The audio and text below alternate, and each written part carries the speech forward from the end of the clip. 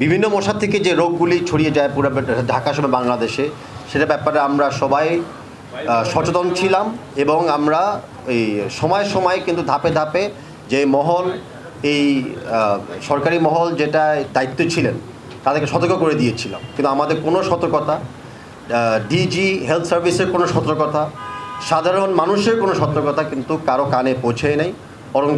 বরঞ্চ আমরা দেখতেছি যে দুর্নীতি চলমান রয়েছে, অবহেলা চলমান হয়েছে, অদক্ষতা চলমান রয়েছে। যে আজকে আমরা এই ডেঙ্গু মশা নিয়ে খুবই একটা এই সমস্যা জায়গায় আমরা দাঁড়িয়ে আছি। আমরা যদি আগে একটু শুরু করি যে ডেঙ্গু রোগটা যে মশার থেকে আসে সেটা কিন্তু টোটালি প্রিভেন্টেবল।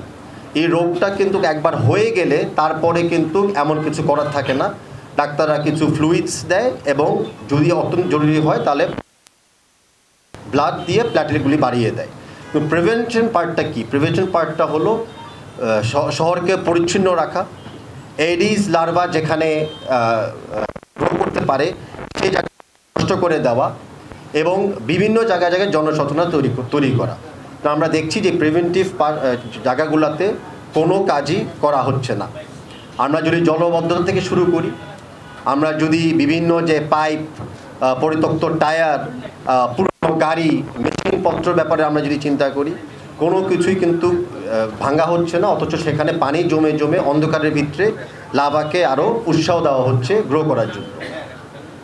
ইতিমধ্যে অনেক আমরা এটা বলতে পারি যেগুলা তামাশার অনেক উদ্যোগ নেওয়া হয়েছিল।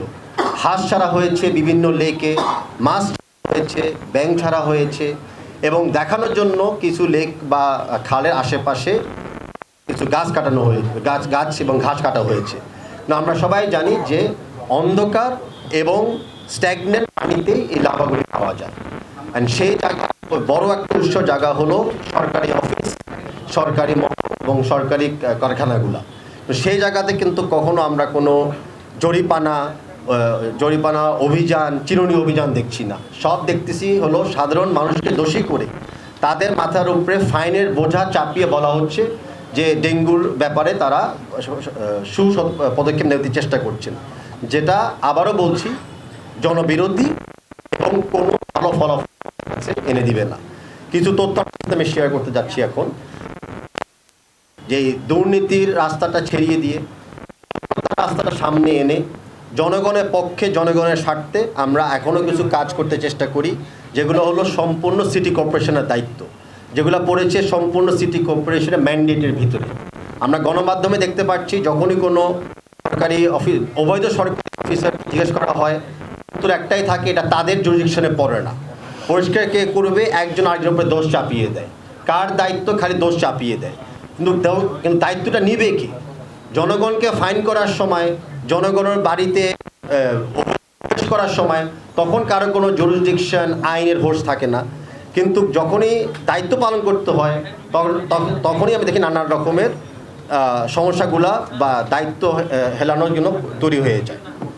আমরা এই মুহূর্তে গত বছরও পর্যন্ত আমরা দেখেছিলাম যে মাননীয় উচ্চ আদালতের থেকেও অনেকগুলি অবজারভেশন এসেছিল।